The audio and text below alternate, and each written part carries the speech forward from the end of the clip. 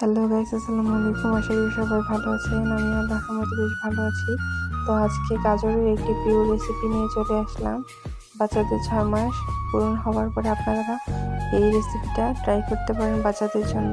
তো বাচ্চাদের খাবারে কখনো অবহেলা করবেন না। সবকিছু ফলমূল বা শাকসবজি খাওয়াতে হলে ভালোভাবে পরিষ্কার করে ধুয়ে তারপরে যা করার করবেন। এখানে আমি ভালোভাবে পরিষ্কার করে নিয়েছি গাজরটা, এরপরে ছিলে কুচি কুচি করে নিয়েছি। তো আপনারা দেখতেই পাচ্ছেন আমি কিভাবে গাজরটা কুচি কুচি করেছি। আপনারা চাইলে এর চেয়েও কুচি কুচি করতে পারেন।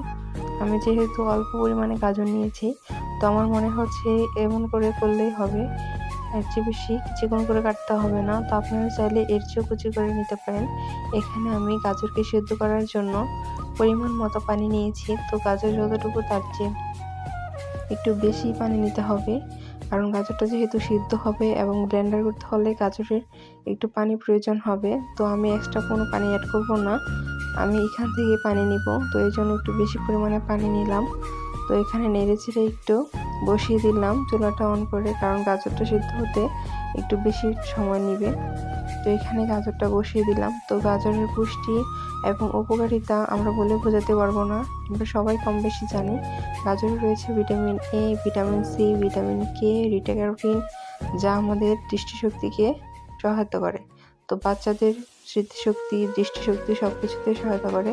তো গাজর সিদ্ধ হতে হতে আমি একটু সেমাই খেয়ে নিচ্ছি।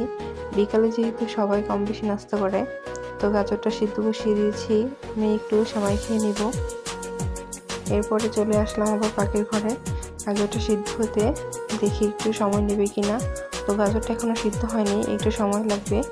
এরপরে গাজরটা সিদ্ধ করে আমি ব্লেন্ড করে এভাবে ফিটারে ভরে নিয়েছি। তো গাজরটার সাথে আমি ফর্মুলা মিল্ক অ্যাড করেছি। আপনারা দেখতেই পাচ্ছেন কিরকম হয়েছে ঘনত্বটা। আমার বাচ্চা যেহেতু খেতে পারে না, তাই এতটুকুই যথেষ্ট।